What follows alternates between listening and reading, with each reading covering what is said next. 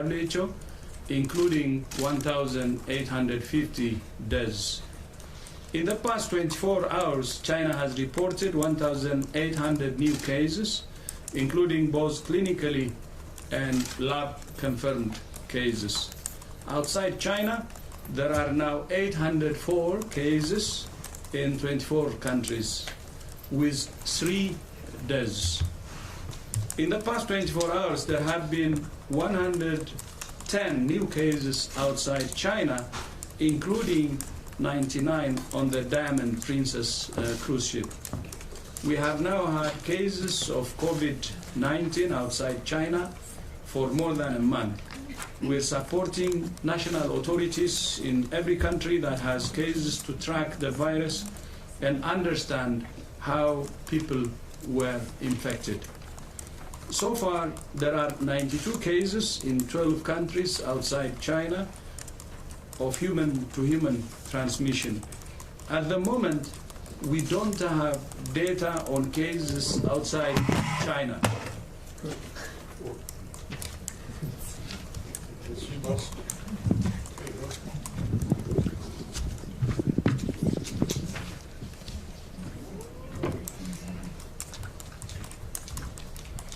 At the moment, we don't have enough data on cases outside China to make a meaningful comparison on the severity of disease or the case fatality rate.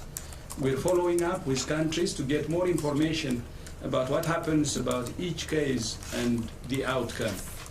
However, we have not yet seen the sustained local transmission except in specific circumstances like the Diamond Princess cruise ship.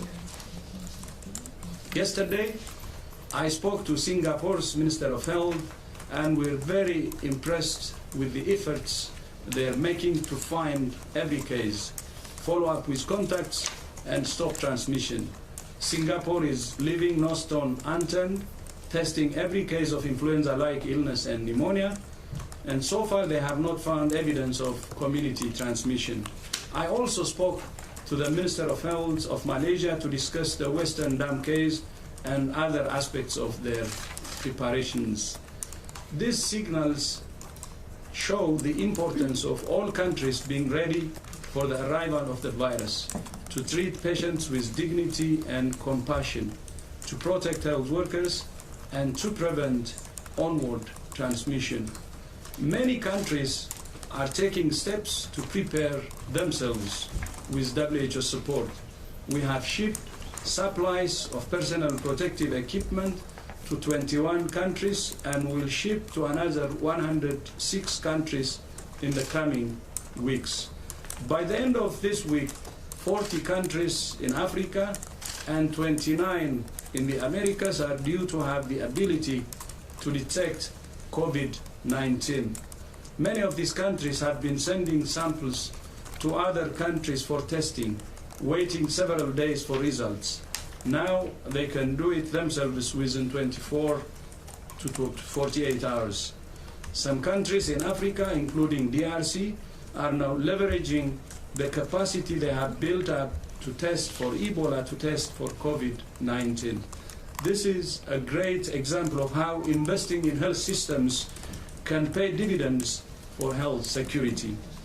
Other countries like Namibia, Nigeria, and Timor-Leste are running workshops with the media to ensure accurate and reliable reporting. Several countries are prioritizing surveillance and monitoring at ports of entry, including Bangladesh, Cambodia, Ethiopia, Pakistan, Serbia, and South Sudan. We're also working with partners in some of the most fragile contexts, from Syria to the Central African Republic, to prepare countries for the arrival of the virus. There are many other examples. We still have a chance of preventing a broader global crisis. WHO will continue working night and day with all countries to prepare them. I thank you. Thank you very much, Dr. Tedros. For journalists who are dialing in by phone, it's *9, and you will need to queue. Those who are watching us through Zoom online, it's clicking raise hand on your right-hand side of the screen. We will start by taking questions from the Flo, Jamie, Jeremy, then Shane. Okay. Right. Please use the mic. Hi. Can you hear me? Can you hear me? Hi, Jamie, Associated Jamie, Press. Associated Press. You mentioned Diamond Princess, and you mentioned there's some specific instances where there has been some transmission outside of China. How is it possible that this ship, which was meant to be quarantined, are you listening? Sorry. That was meant to be quarantined has turned out to be a vector, or has actually turned out to spread this COVID-19 more than it's done anything to stop it. Thanks. Was there a question in there, Jamie? Yeah. Could you repeat Mike, you know me well enough. The situation on the ship obviously has evolved, and the authorities in Japan obviously initially made a decision to quarantine all the passengers on that ship, which allowed passengers to be kept together in an environment where they were could be observed and where they could have separate accommodations and everything else. This was much more preferable, obviously, at the time than necessarily having everyone disperse around. But obviously the situation on the ground has changed, and clearly there's been more transmission than expected on the ship, and I think the authorities in Japan are adjusting to that reality now and taking the necessary public health measures with other countries to evacuate people and deal with their follow-up in a different way. But it's very easy in retrospect to make judgments on public health decisions made at a certain point. How do you explain it? I think it's clear that, and I've said it here in previous press conferences, that there are sometimes environments in which viruses can spread, and cruise ships and other hotel metropole I've mentioned before, and others. There are particular environments in which disease can spread in a more efficient way. But again, in terms of the overall number of people on the ship, the vast majority of people on the ship do not have COVID-19. A good number do, and a good number have very, very mild symptoms. So I think we need to, again, keep our heads here and put this in perspective. It's an unfortunate event occurring on the ship, and we trust that the authorities in Japan and the governments who are taking back people will be able to follow up those individuals in the appropriate way to ensure that they get the appropriate care if they are cases, and if not, that they are reintegrated into their communities. But yes, it will be very important to study this particular event and see what the issues have been that have led to transmission to the people who've been on that ship. Thank you very much, Jeremy, then Shane, then Nina. If you could just press the little button. Yes, thank you. I would like to have your comment on the recent measures taken in Beijing. Basically, everyone leaving the city is placed under quarantine. I don't think you had a comment on that yesterday. I'd like to have a comment on that. Do you think it's effective? Do you think it's too much? I remember that at the beginning of the crisis, you hoped that the confinement measures won't take too long in Hubei. Apparently, that's completely the opposite now. So just a word about those recent measures, and maybe from Dr. Briand in French, if I may. Dr. Briand, Oh, Dr. Ryan. Non, je pense que toute mesure de santé publique, en fait, peut être évaluée après un certain temps. Et donc, pour l'instant, les évaluations qu'on a sur ces mesures sont surtout à partir de modélisation mathématique, où on met les données dans la machine et on voit avec différents scénarios, en fonction des mesures, quels auraient été les résultats attendus et quels sont ceux que l'on a actuellement. Et on a vu donc probablement la réduction des mouvements avait permis de réduire en fait la vitesse de propagation de cette épidémie de quelques jours à l'intérieur de la Chine et de quelques semaines à l'extérieur de la Chine. Donc basé sur ces premières estimations, Dans ce cas-là, on prend les mesures complémentaires en fonction de l'intensité de transmission dans certaines localités. Donc c'est ce qui s'est passé à Pékin. Ils ont donc pris des mesures un peu plus drastiques pour pouvoir justement limiter les mouvements et permettre de mieux contenir l'épidémie à cet endroit-là.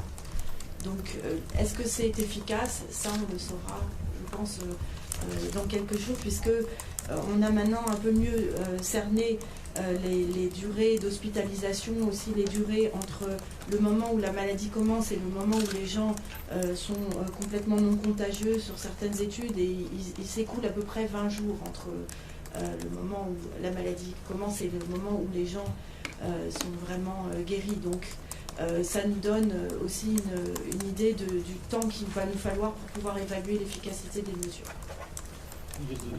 Very short English version. Okay, thanks. So, currently the measures are evaluated based on the modeling, and so we use the data we have to imagine what could be the scenario if nothing is done, and what could be the scenario with the current, what is the current situation with the data we have. And so modelization has shown that those measures on movement restriction have delayed the dissemination of the outbreak of 2 or 3 days within China and a few weeks outside China, 2 or 3 weeks. So based on this, then it shows that those measures, if well implemented, could have an impact on the propagation of the outbreak, and that's why measures are now taken in Beijing to strengthen the control of the outbreak and postpone the peak, the peak effect, give more time to treat the problem. But in fact, we will know only after some time when those measures are really effective, because it takes more or less, from some studies we have now, around 19 days between the onset of symptoms and the days where people are completely cleared from the virus. Thank you, Dr. Grant. Shane, then Louisa. No document behind. Small one, just below. Okay, thank you. So my first question, I have an original question about Dr. Tedros. You mentioned from China Central Television. Sorry to mention that.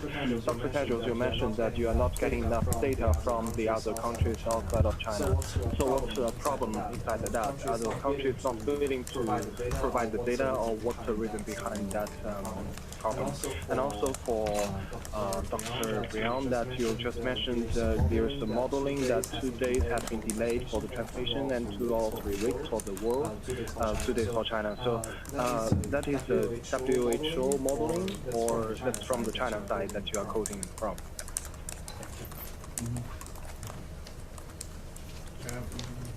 Sure.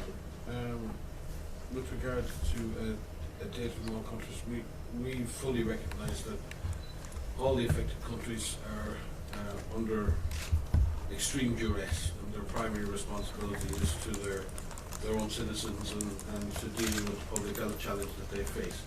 And we continually ask that they share with us the core data that we need, and I would say that it hasn't been absolutely smooth sailing with any country so far. It's been because we've had to request a number of countries to speed up their data sharing, but we don't believe this has not been through a lack of transparency.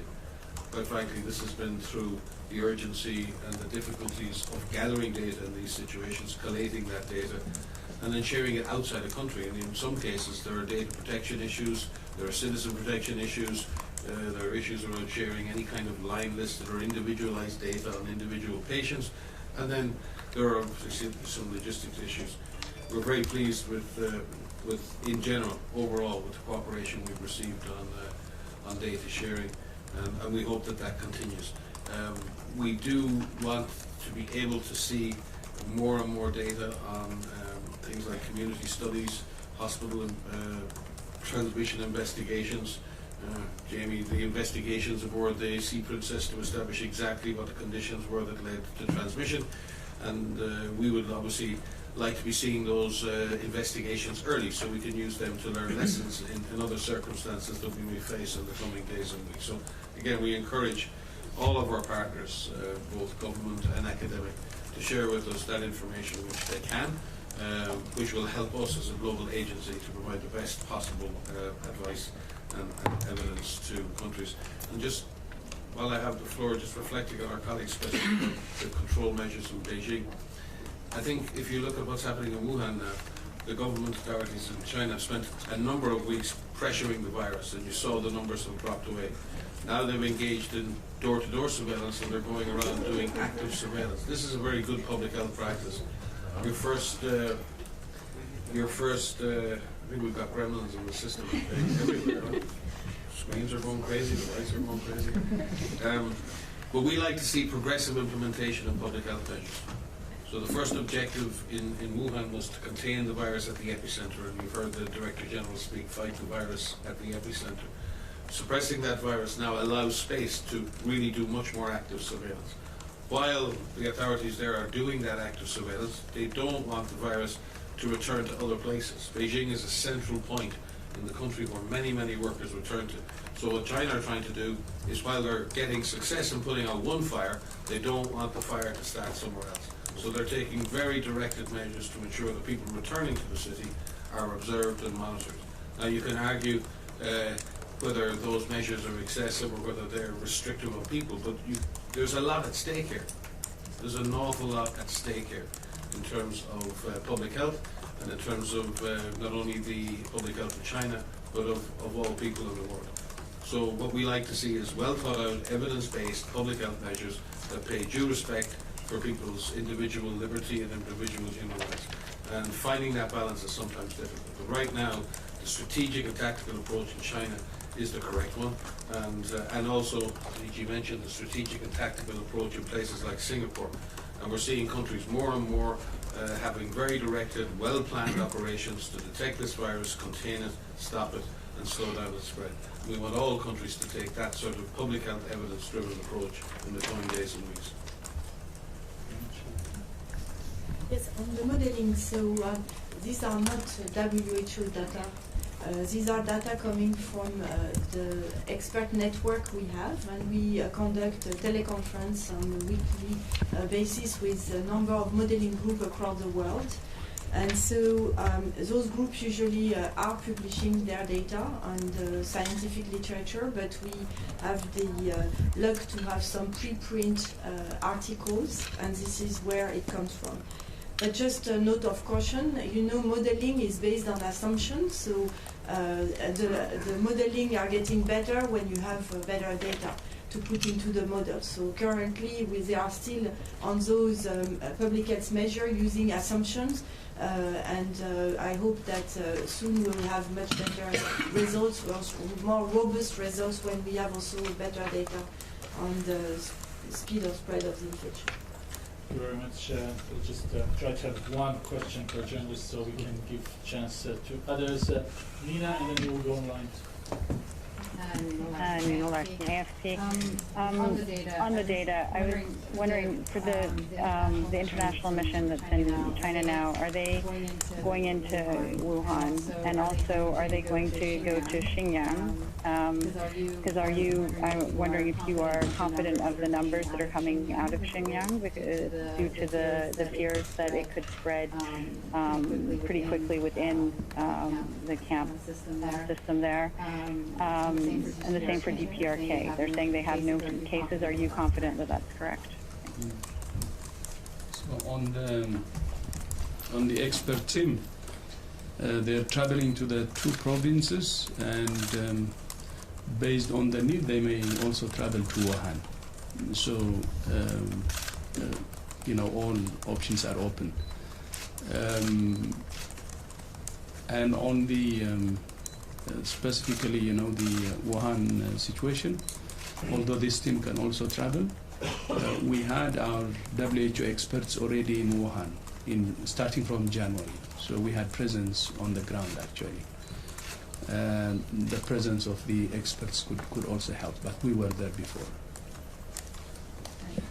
On the issue of GP for Xinjiang and others, we've picked at the moment the two provinces, Guangdong and Xinjiang, because they're the places where we have differential impacts and they're accessible to us, as well as Beijing itself. And then there will be another decision to move out beyond that again into another wave, but that will again be risk-based. And certainly anywhere where there are high proportions of vulnerable people will be prioritised in that. With regard to DPRK, in fact, we have prioritised supplies for DPRK, and the supplies for protective equipment should have left, I think, for there last night or this morning. I just need to confirm that for you. We're in very close contact, and we have a one-on-one meeting with the mission of DPRK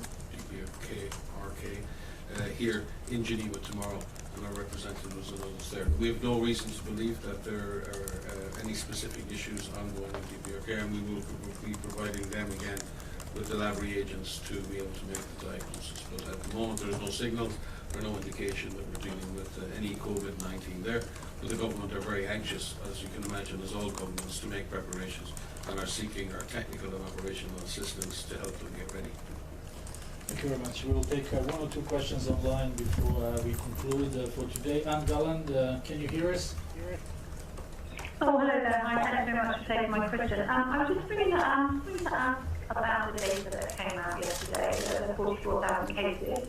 That really shows that the death rates are going down as the outbreak progresses.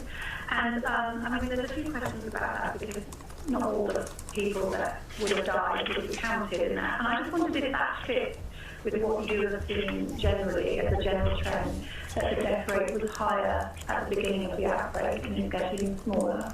Thank you. Yes, it's very difficult to make that judgment purely from the data that's been presented in the paper yesterday. Clearly there have been at least an apparent drop in fatality through the outbreak. But remember, at the beginning of the outbreak, what people were finding were the severe cases. So you have a huge bias at the beginning of an outbreak, because what you find are the really sick people coming forward. And now we're going out looking for the less sick people. So you can have an artifactual and false sense of mortality at the beginning. And we saw that, remember, in the pandemic of H1N1, we saw fatality rates of 10 and 20% in the beginning, because only the severe cases were presenting. A few weeks later, the pattern was entirely different. So that's an important factor. There is also the fact that the case fatality is different inside Hubei and Wuhan to the other provinces. And that may also reflect the fact that the pressure on the system in Wuhan has been so severe. And the lessons that have been learned in Hubei and Wuhan are being applied elsewhere. People are getting into earlier critical care. One of the issues has been predicting the patients who have the comorbidities and the underlying conditions, and ensuring that they're transitioned into the critical care or the severe care pathway early, and that we're not blocking up the system with the mild cases. And I think the system in China, for example, has got much better at prioritizing those more likely to be severely ill into the system. It's also very difficult in critical care to ventilate so many patients and do ECMO with so many patients. It takes quite a lot of technical skill. It's not just the machinery, it's the technicians who use that. And again, bringing them up to speed, bringing in the emergency medical teams. Remember, 127 emergency medical teams, nearly 10,000 specialist medical workers were sent into Hubei from outside, pre-trained, pre-certified medical teams who were used to mass casualty management. They would have helped to reduce case fatality. So what we're seeing is both a mixture of the fatality reducing, probably because of better and better interventions over time, but also because we're finding more mild cases. So we need to be careful. But what is very clear, I think, and we need to remember in this, sometimes this is projected as a mild disease, that most people just get a very mild disease and everything is over in a couple of days. And that's true. And for those who have that, and for the younger people and adults who get that form of disease, that's great. But there's a significant number of people. Remember, 20% of people who get this disease are either severe or critically ill. So we really do have to focus on how we can engage in providing them with life-saving interventions. We are graced with the fact that China has an advanced healthcare system that can provide such intensive care to so many. Our fear has always been that disease reaching a country with a weaker health system who will not be able to mount such a response. And again, there are many, if you look at the numbers, many people have been admitted to hospital, many have been released, but there are still lots and lots of people in hospital for a very long time.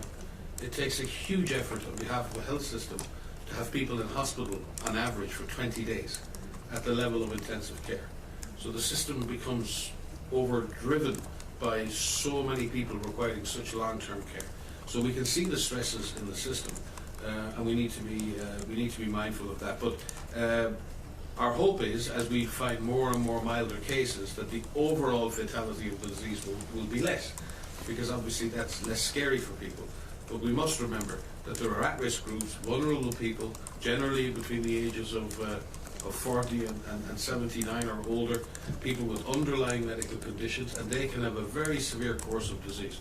And we must be aware of that. If disease is imported into third countries, we need to prioritise the protection of those individuals and prioritise their clinical care. Thank you very much. Maybe we will go to our last question for today, and it's Adam Dackett. Can you, Adam, hear us? Chemical Engineer Magazine. Yep, can you hear me? Yes, please, Adam. Go ahead. Excellent. I just wondered, do you have an update on how vaccine development is progressing and when you might expect first clinical trials in humans to begin? Thank you, Adam. We don't have new data since the research meeting, and at this meeting they were discussing about having a candidate vaccine in around 16 weeks from now. But again, this would be just to have the candidate, and then, depending on the safety test, deciding if it will be used in humans. So it's still a matter of weeks. Months. Yes. Many months. Yeah, and while we're very supportive and we're working very closely with CEPI, with major donors and with the World Bank and others on the strategic investments that are going to be needed to develop vaccines, and that's going to be a lot of money. We're very conscious that those funds cannot and should not be pulled away from supporting weaker health systems to get ready. This isn't a trade-off between one or the other. We can save many lives in the coming months with or without a vaccine. We all want to invest in the vaccine as a long-term solution, but there are people sick now, and there are health systems that are vulnerable now. So we need to balance our investments and invest in the weaker health systems, our own systems. We can save a lot of lives through supportive therapy by testing the drugs we're currently testing and by getting everything in our systems working. And then we do the other things and we develop the vaccine. And we do have to make decisions on vaccine investment now, and the DG will be working with CEPI, with the World Bank, and with other agencies at global level to ensure that we get the strategic investments we need in vaccine development without disrupting the investments we need in national systems to get ready. Yeah, maybe I'd like to add into that, related to the, first of all, the case fatality. When you see the number of cases in the rest of the world, we have 804 cases and 3 deaths. But that doesn't mean that it will not increase. For us, this is a window of opportunity that we shouldn't squander. And we have to invest in preparedness and really using this window of opportunity to keep or to stay away from any serious crisis. So in order to use the window of opportunity to the maximum, we need to have a balance of the use of the public health interventions immediately and then the development of vaccine. We have to strike a balance. The vaccine could be the long term because it could take up to 12 to 18 months, and this is like preparing for the worst situation. But in order to avert any serious problem in the rest of the world and use the window of opportunity to the maximum, it's the simple public health solutions that we should do that should really be our focus, while of course preparing for the vaccine. So that balancing act is very important. We do what should be done today, and then we invest also in the future to prepare for the future. As Mike said, We're already discussing with partners on the vaccine development, but the approach is striking a balance and giving the right focus, especially to the things that we should do today. But one thing I would like to underline is there is a window of opportunity. If you see the case fatality rate or the number of deaths in the rest of the world, it's really low. It's 3 out of 804. Even the number of cases, 804, is low, but it doesn't mean that it will stay the same. This is a window of opportunity that should not be missed. That's what I would like to underline. And in order not to miss this opportunity, we should do everything to contain it and finish within that window of opportunity. And that's why we're speeding up to help countries, especially with weaker health systems, in order to really minimize the impact. Thank you. Thank you very much, Dr. Tedros. Thank you to Dr. Ryan and Dr. Briand. I will conclude with this.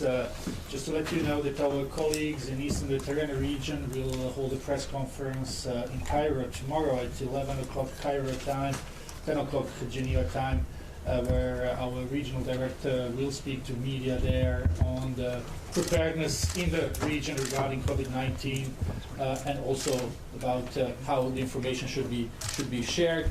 This press conference will be broadcast at WHO EMRA Twitter account, so journalists from here can also follow